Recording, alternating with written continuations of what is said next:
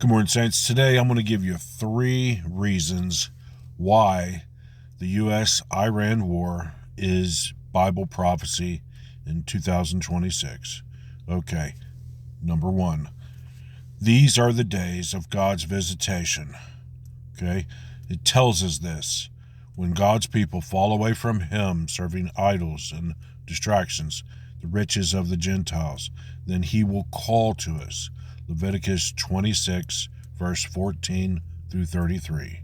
He will call to us with all these, the recent headline news: droughts in one city, floods in another, and then mass animal deaths. This is also found in Hosea 4, Amos 4, Zephaniah 1.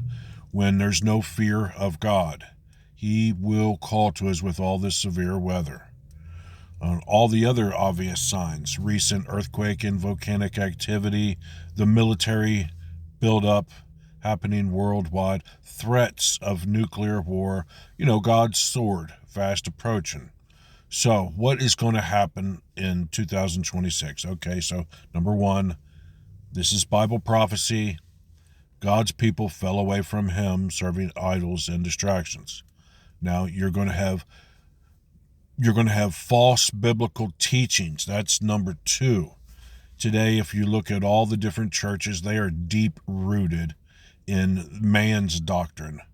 Their man's doctrine are deep rooted in a pre-trib, self-righteous pre-trib doctrine, a prideful, self-righteous pre-trib doctrine.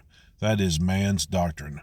Every place the Bible mentions, in the Bible, every place it mentions the rapture, first Christians suffer persecution, and then the rapture takes place. I mean, the obvious signs are the war just started. I mean, it's obvious. God is going to chastise His children. It's so obvious. The past pattern of God's judgments is a model of what will happen next. God always draws a line. He separates His worldly Christians from the righteous remnant, and He lifts up His hedge of protection, and then the war, His sword comes out. I mean, God will chastise His children. Jesus says, if we're going to be Christian, then He said, if He was persecuted, so will we be persecuted. So this is man's doctrine, is a false biblical teaching. Number 3. The Jewish people rebuilding a third temple so the Antichrist can enter.